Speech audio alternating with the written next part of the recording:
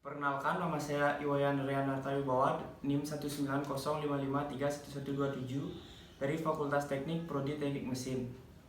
Di sini saya akan membuat video tentang penjelasan berilium. Berilium adalah unsur kimia yang mempunyai simbol Be dan nomor atom 4. Unsur ini beracun, bervalensi 2, berwarna abu-abu baja, kukuh, ringan tetapi mudah pecah. Berilium adalah logam alkali tanah yang kegunaan utamanya adalah sebagai bahan penguat dalam alo atau khususnya tembaga berilium. Di sini juga ada sejarah. Nama berilium berasal dari kata dalam bahasa Yunani berilos. Berilium pernah dinamakan lucinium karena rasa manis di dalam garamnya. Unsur ini ditemukan oleh Louis Vauquelin dalam tahun 1798 dalam bentuk oksida, dalam beril dan dalam zamrud. Masing-masing berhasil mengasingkan logam pada tahun 1828 dengan memberi tindak balas antara kalium dengan berilium klorida. Di sini juga ada sifat-sifatnya. Berilium mempunyai titik lebur tertinggi di kalangan logam-logam ringan. Modulus kekenyalan berilium kurang lebih sepertiga lebih besar daripada besi baja.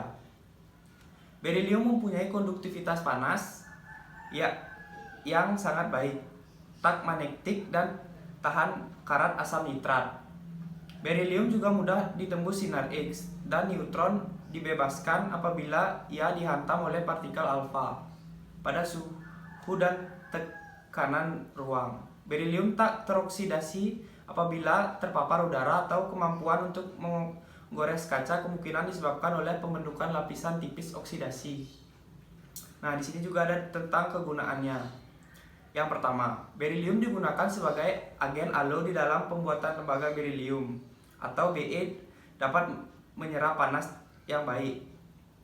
Alo tembaga berilium digunakan dalam berbagai kegunaan karena konduktivitas listrik dan konduktivitas panas, kekuatan tinggi dan kekerasan, sifat yang non-magnetik dan juga tahan karat serta tahan fatik atau logam. Kegunaan-kegunaan ini termasuk pembuatan mold, elektrod, pengelasan bintik, pegas, peralatan elektronik tanpa bunga api, dan penyambung listrik. Yang kedua, karena ketegaran, ringan, dan kestabilan dimensi pada jangkauan suhu yang lebar. Alo tembaga berilium digunakan dalam industri angkasa antariksa dan pertahanan sebagai bahan pengstrukturan ringan dalam pesawat berkecepatan tinggi, peluru berpadu, kapal terbang, dan satelit komunikasi. Yang ketiga, kepingan tipis berilium digunakan bersama pemindaian sinar X untuk menepis cahaya tampak dan memperbolehkan hanya sinar X yang terdeteksi. Yang keempat, dalam bidang litrografi sinar X, berilium digunakan untuk pembuatan liat bersepadu mikroskopik. Yang kelima, karena penyerapan panas neutron yang rendah, industri tenaga nuklir menggunakan logam ini dalam reaktor nuklir sebagai pemantul neutron dan moderator. Yang keenam, berilium digunakan dalam pembuatan giroskop, berbagai alat komputer, pegas, jam tangan, dan peralatan yang memerlukan keringanan, ketegaran, dan kestabilan dimensi. Yang ketujuh, berilium oksidasi sangat berguna dalam berbagai kegunaan yang memerlukan konduktor panas yang baik dan kekuatan serta kekerasan yang tinggi dan juga titik lebur yang tinggi. Seterusnya bertindak sebagai perintik listrik. Dan yang terakhir, yang ke-8, campuran berilium pernah pada satu ketika dahulu digunakan dalam lampu fluoresen, tetapi penggunaan tersebut tak dilanjutkan lagi karena pekerjaan dan terpapar terancam bahaya berilosis. Di sini isotop. Berilium hanya mempunyai satu isotop stabil, Be9. Berilium kosgemik atau Be10 dihasilkan dalam atmosfer melalui penembakan oksigen dan nitrogen oleh sinar kosmik. Karena berilium sering kali wujud dalam bentuk larutan pada tingkat pH yang kurang daripada 5,5 dan kebanyakan air hujan mempunyai pH kurang dari 5, berilium akan larut ke dalam larutan dan diangkut ke permukaan bumi melalui air hujan. Apabila pemendakan dengan cepat menjadi semakin beralkali, berilium keluar dari larutan. Be10 kosmogemik akan terkumpul di atas permukaan tanah, di mana dia mempunyai waktu paruh yang panjang, atau sekitar 1,5 juta tahun. Lalu yang membuatnya dapat menetap cukup lama sebelum meluruh menjadi boron. Be10 dan hasilnya lurahnya digunakan dalam kajian pengikisan tanah, pembentukan tanah oleh regolitos, pembentukan tanah larit, dan juga variasi dalam beraktivitas matahari dan usia TRS. Pengetahuan bahwa Be7 dan Be8 yang tak stabil memberikan pendapat kesan kosmologi yang mendalam, karena ini berarti bahwa unsur yang lebih berat dari berilium tidak mungkin dapat dihasilkan daripada peleburan nuklir ketika letupan besar Big Bang.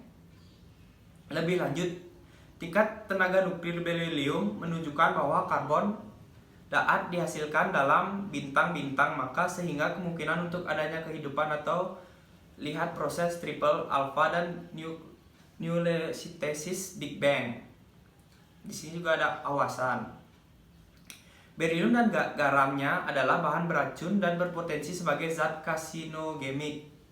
Berilosis kronik adalah penyakit glomerulomatous pulmonaria dan sistematik yang disebabkan oleh paparan terhadap berilium.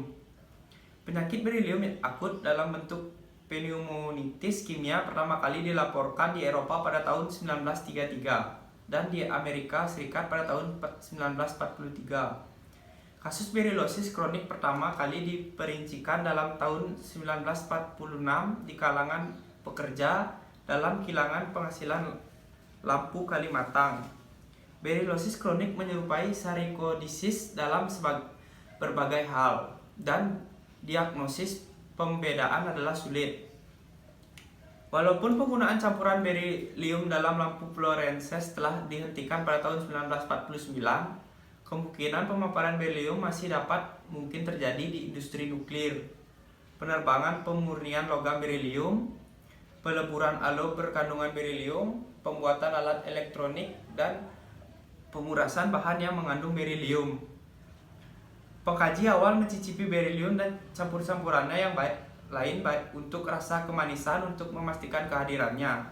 Alat penguji canggih tidak lagi memerlukan prosedur beresiko tinggi ini, dan percobaan untuk memakan bahan ini tidak patut dilakukan. Berilium dan campurannya harus dikendalikan dengan rapi, dan pengawasan harus dijalankan ketika melakukan kegiatan yang memungkinkan pelepasan debu berilium atau kanker paru-paru adalah salah satu dari akibat yang dapat ditimbulkan oleh pemaparan perpanjangan terhadap hambuk berilium. Berilium ini harus dikendalikan dengan hati-hati dan prosedur tertentu harus dipatuhi. Tidak sepatutnya ada percobaan menggunakan berilium sebelum prosedur pengendalian yang tepat dikenalkan dan dibiasakan. Sifat kimia dan fisika berilium. Berilium adalah unsur bivalen beracun, berwarna abu-abu, kuat, ringan, dan terutama digunakan sebagai zat pengeras dalam paduan logam. Berilium merupakan salah satu logam ringan dengan lebih tinggi. Logam ini memiliki konduktivitas termal yang sangat baik, bukan magnetik, tahan terhadap asam nitrat, pekat, serta pada suhu dan tekanan standar mampu melawan oksidasi ketika terkena udara. Kerak bumi memiliki kandungan berilium sebesar 2,6 ppm dan 6 ppm dalam tanah. Berilium dalam tanah dapat masuk ke tanaman yang tumbuh di atasnya. Kadar berilium tanaman bervariasi antara 1 dan 40 ppb. Terlalu rendah untuk mempengaruhi hewan dan memakan tanaman tersebut. Berilium ditemukan dalam 30 mineral yang berbeda. Yang paling penting adalah bertandite dan pinnekite. Bentuk beril yang berharga atau batu mulia adalah aquamarine dan zamrud. Di sini juga ada tentang pengaruh kesehatan. Berilium sangat berbahaya jika terhirup. Keefektifannya tergantung kepada kandungan yang dipaparkan dan jangka waktu pemaparannya. Jika kandungan berilium di udara sangat tinggi, keadaan akut dapat terjadi. Keadaan ini menyerupai pneumonia dan disebut penyakit berilium akut. Penetapan udara komunitas dan tempat kerja efektif dalam menghindari kerusakan paru-paru yang paling akut. Sebagian orang 1-15% akan menjadi sensitif terhadap berilium. Orang-orang ini akan mendapat tindak balas keradangan pada sistem pernapasan. Keadaan ini disebut penyakit berilium kronik atau CBD, dan dapat terjadi setelah pemaparan bertahun-tahun terhadap tingkat berilium di atas normal. Penyakit ini dapat menyebabkan rasa lemah dan keletihan dan juga sesak napas. CBD dapat menyebabkan anoreksia, penyusutan berat badan, dan dapat juga menyebabkan pembesaran bagian kanan jantung dan penyakit jantung dalam kasus peringkat lanjut. Sebagian orang yang sensitif kepada berilium mungkin atau tidak mungkin akan mendapat gejala-gejala ini. Jumlah penduduk pada umumnya jarang mendapat penyakit berilium akut atau kronik karena kandungan berilium dalam udara biasanya sangat rendah. Menelan berilium tidak pernah dilaporkan menyebabkan efek kepada manusia karena berilium diserap sangat sedikit oleh perut dan usus. Ulcer dikesan pada anjing yang mempunyai berilium pada makanannya. Berilium yang terkena kulit yang mempunyai luka atau terkikis mungkin akan menyebabkan radang. Pemaparan jangka masa panjang kepada berilium dapat meningkatkan risiko mengidap penyakit kanker paru-paru. United States Department of Health and Human Services atau DHHS dan International Agency for Research on Cancer telah memberikan kepastian bahwa berilium adalah karsinogen. EPA menjangka bahwa pemaparan seumur hidup kepada berilium dapat menyebabkan 1/1000 kemungkinan untuk mengidap kanker. Tidak terdapat kajian tentang efek pemaparan berilium terhadap anak-anak. Kemungkinan pengaruh kesehatan yang dilihat pada kanak-kanak yang terpapar terhadap berilium sama dengan efeknya terhadap orang dewasa. Masih belum diketahui perbedaan dalam efek berilium antara orang dewasa dan kanak-kanak. Masih belum diketahui juga apakah pemaparan terhadap berilium dapat menyebabkan kecacatan sejak lahir atau efek-efek lain yang berkelanjutan kepada orang ramai. Kajian terhadap kesan lanjut terhadap hewan tidak dapat dipastikan.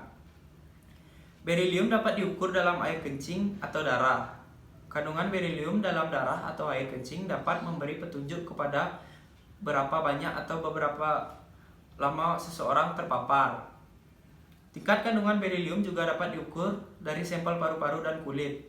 Satu lagi, ujian darah, yaitu berilium atau BALPT, mengukur pasti kesensitifan terhadap berilium yang memberikan jangka terhadap CBD.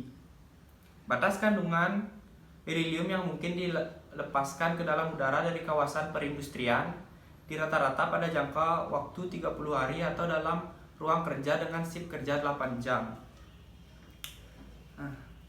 Terima kasih atas waktunya. Mohon maaf apabila ada kesalahan kata atau materi yang kurang jelas.